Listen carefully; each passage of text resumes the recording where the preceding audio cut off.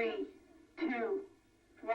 It's been 33 years since the United States last tested a nuclear weapon. U.S. President Donald Trump may end that streak after a surprise announcement made only minutes before meeting with Chinese President Xi Jinping. Trump said he's instructing the Pentagon to test the U.S. nuclear arsenal on a, quote, equal basis with other nuclear powers like China and Russia. But why did the U.S. ever stop nuclear testing? They were the ones who opened the nuclear era by detonating a 20-kiloton atomic bomb in New Mexico in July 1945. A month later, they struck Hiroshima and Nagasaki with atomic bombs to force Japan to surrender in World War II. Thus began 5 decades of nuclear tests around the globe. The United Nations says some 2,000 tests were carried out, with the U.S. accounting for 1,032 of them. By negotiating a treaty to freeze the production of fissile materials for use in nuclear weapons. That mostly wound down after 1996 with the Comprehensive Nuclear Ban Treaty. It forbids nuclear explosions by everyone, everywhere.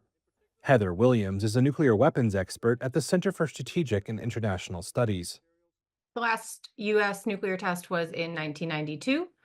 This was largely driven by public outcry, the environmental impacts, the humanitarian consequences associated with nuclear testing, but also there was a growing international movement to do away with nuclear testing. Russia ratified the treaty in the year 2000. Then in 2023, President Vladimir Putin rolled that ratification back. The U.S. signed it, but never ratified it. So what would testing do for the U.S., and why now?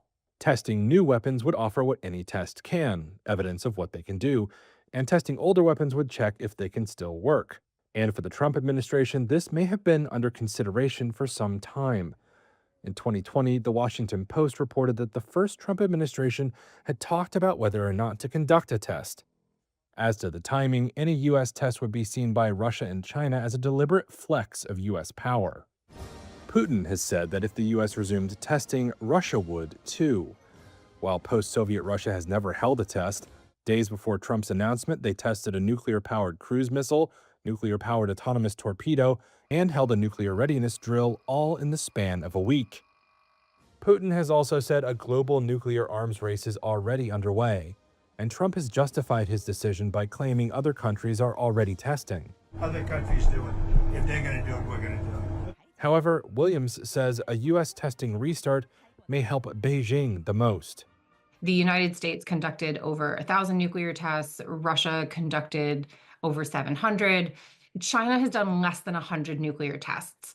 And a lot of Chinese experts and officials have pointed out that China might be at a disadvantage in terms of knowledge of its arsenal and weapons designs because it just doesn't have as much testing data. And so if the taboo against nuclear testing was broken, if there was a return to more nuclear tests, China stands to gain way more from this than the United States would.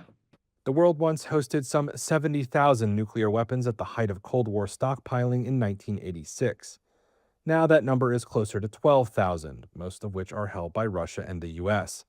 China is number 3, with a stockpile that has doubled to 600 in the past 5 years under Xi Jinping. All 3 are undergoing major modernizations of their arsenals.